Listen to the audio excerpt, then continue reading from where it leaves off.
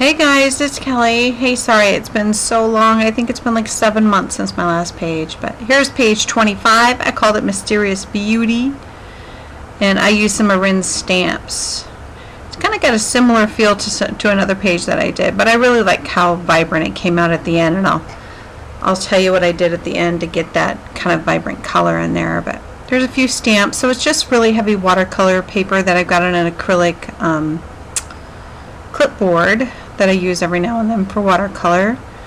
And I so missed doing this. Oh, I so needed this time to just relax and unwind. So what I use there on the stamps is just Versamark, and I'm not embossing it. I just wanted it to resist with the watercolor. I just thought it might be a cool effect. I don't think I've ever tried this with watercolor before, and I think it was pretty cool how it turned out. I hope you guys like it too. But there's a lot of things showing through my cool octopus, and I love that guy. He is so cool. And octopus are so like mysterious to me. They're just, it's amazing what they can do. I mean, they can fit through a tiny little hole, and although they look pretty big, they just squeeze right through. It's crazy. They're just really mysterious and cool creatures to me, so that's why I named it Mysterious Beauty. So I'm just stamping that again with the Versamark ink, and then I let it dry really well. And parts of this video I missed, so it is down to below 10 minutes, but I'll walk you through and talk you through the things that I missed. So I'm just doing the bubble stamps. I'll leave all the links for Rin's stamps. I love her stamps, y'all know that, but I've got a bunch of her stamps here and I really miss playing with them. So now I'm just using my watercolors, and you can see how the paint is resisting, but it's still kind of soaking in. So it was a really cool effect. So it didn't resist it like 100%. It's kind of weird. You'll see how it goes. But I just use the swirly bubble things, and then the floating bubbles as well. And again, the links to her stamps will be in the description bar below.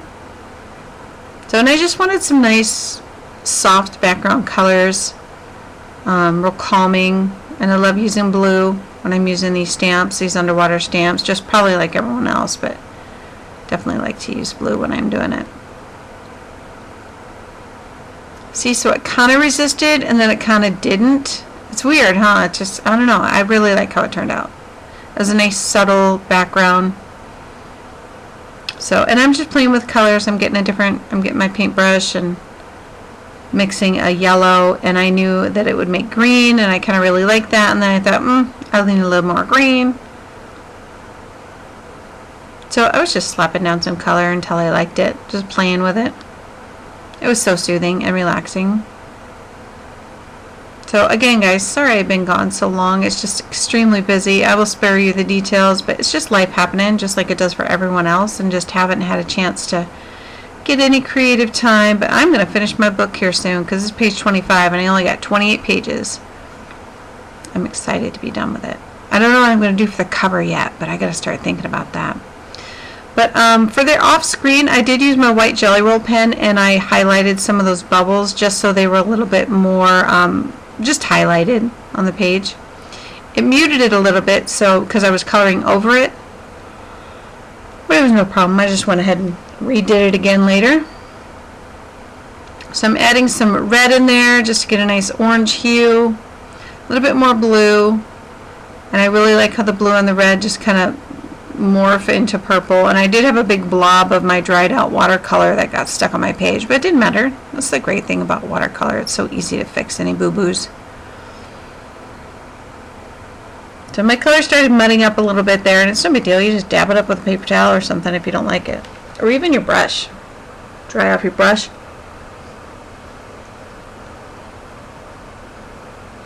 I'm just adding a little bit more red, because I was thinking of doing the octopus in a red hue, so I definitely wanted to have a little background hint of it, so he would blend in, not blend in too bad, but just match with the whole theme. So I'm just sopping up the little extra water and stuff on the side. So I cut it to fit my art journal, and I love how that turned out when it was dried. It looked great. And this, I'm just showing you that I got my stamp, and the way I play with my placement, I've shown you this a billion times before, but for anybody who doesn't know, I like to stamp my image on tissue paper and then hold it over my colored project so that it helps me with placement. Sometimes I actually put the stamp right on there, sometimes I don't. So I didn't record part of this. Sorry guys, it wasn't intentional. It just kind of happened. The recorder was not on and I thought it was. And what I used for the octopus was my Inktense red pencil. And I just worked it in there and it was really cool. So my Inktense pencils, the red and then the brown. And I just worked it in very carefully, and then I did all of his little suction cup thingies with my white Jelly Roll pen, and then I again highlighted all of the reflections on the bubbles. And then that's another stamp from Rin, the weeds and the edge. I love that set. It just looks so, it's very natural and very real. And then those are the Tim Holtz stickers. And I just put those down. Decided I was going to use Mysterious Beauty. I already explained why. And then I got to ink the outsides with my archival. I also used that swirly bubbly stamp again with some green archival ink. Just here and there, and that was another thing that I had done off screen. So sorry you guys missed that, but it's literally just stamping. And you know, you can do this. You just have to get some watercolor paper. I like the really thick one. You are going to pay a little bit more money for it, but I really like thick paper. And just go for it. Just slap down the color and make it happen. I want a little softer shadow on the edge there, so I decided to put it down and just smooth it in real nice. I really like how that looks. It looks very soft and velvety on the corners. So there it is. I'm loving it. Thinking it looks great. And then there's my journal, and the closest thing that I had was my black gelato. I just wanted the edge to be in black. And I don't want to mat it because it just adds more weight to the book and more thickness. So I just put the gelato on there and then just used a baby wipe to kind of smear it around. And then I had a lot of gaps because that page is gessoed and it's pretty thick with gesso. So it's catching all the texture in there. So I do wind up grabbing my brush and just wetting it just to fill in the cracks because I wanted to get it just a little bit more covered. So on the page next to it is all gessoed and ready to go. I'm not sure what I'm going to do on that page, but I'm thinking I'm going to do some layering with a vintage feel, kind of fall-like. I'm excited. So to adhere it, I just decided to use my ATG gun because it's the fastest, quickest way. And then when I lay it down, I'm like, no, I can see the white. I don't like that. So that's when I get my brush and I fill it in. And all I do is just use a little bit of water and just bring that color in. And it fills in those gaps quite nicely. And I know most of it's going to be covered up, so I just want to get the edges cleared so I can get rid of that white. And just fill it in. Definitely doesn't have to be perfect.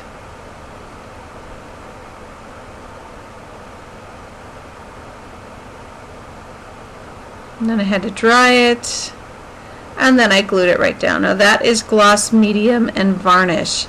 Watch what it does to the colors. It just bumps them up and makes them more vibrant, especially that red. I don't know if you can see it on the screen as well as you can just see it in real life, but that gloss medium and varnish is just awesome. You have to be careful if you're putting it over water soluble things because it will smear just like any other liquid would smear any water soluble medium that you're using. But this one, you go over quickly with it and it just makes the colors just explode off the, I just love it. I just love how it looks. I did wind up doing 2 coats of that, but so there it is. I hope you guys like it. Thank you so much for being patient with me. Don't forget to like, comment, and share. And I'm going to finish this book here real soon. Thanks, guys.